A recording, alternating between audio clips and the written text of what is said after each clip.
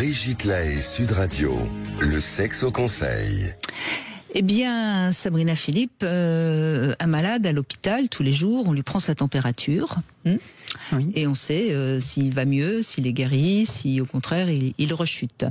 Eh bien, c'est ce que je vous propose avec ce Love, ce sexe au conseil, c'est de prendre justement la température de votre libido, et pourquoi pas de la libido de votre couple. Et donc, tous les jours, enfin, en tout cas au moins une fois par semaine, vous pourriez inscrire ce qui s'est passé sur le plan intime. Si vous avez fait l'amour et que tout s'est très très très bien passé, c'est 10 sur 10. Mais si durant toute la semaine vous ne vous êtes même pas embrassé, c'est 0. C'est donc que vous êtes particulièrement malade.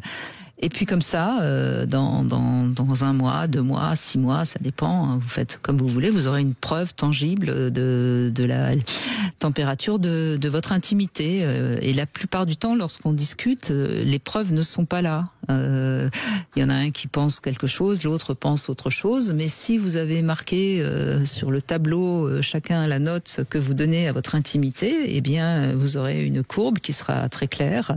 Et à ce moment-là, il sera peut-être plus simple de comprendre où vous en êtes dans votre libido. Alors il n'est pas question évidemment de se faire des reproches, c'est juste de prendre conscience de peut-être de la maladie de votre libido ou au contraire de la très bonne santé. Mais à mon avis, si vous êtes en très bonne santé, vous n'aurez pas envie de faire cette courbe de température. En tout cas, l'idéal c'est que chacun mette une note avec peut-être un petit peu d'explication, parce que c'est vrai que quelques semaines plus tard, vous aurez peut-être oublié les détails du fait que vous avez mis un 3 ou un 9. Voilà. J'aime bien les choses parfois un peu concrètes pour communiquer dans un couple. Et puis surtout, on oublie tout. En fait, on oublie ce qui se passe. C'est vrai, on oublie. La plupart des événements que nous vivons, nous les oublions. Donc, sauf des événements évidemment très marquants.